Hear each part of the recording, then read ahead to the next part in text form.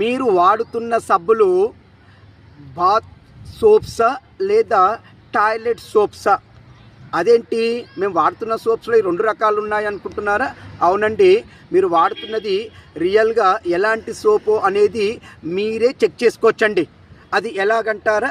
ఏం లేదండి, ఇక్కడ మనకి సోపులలో 3 గ్రేడ్లు ఉంటాయండి. Grade 1, grade 2, grade 3.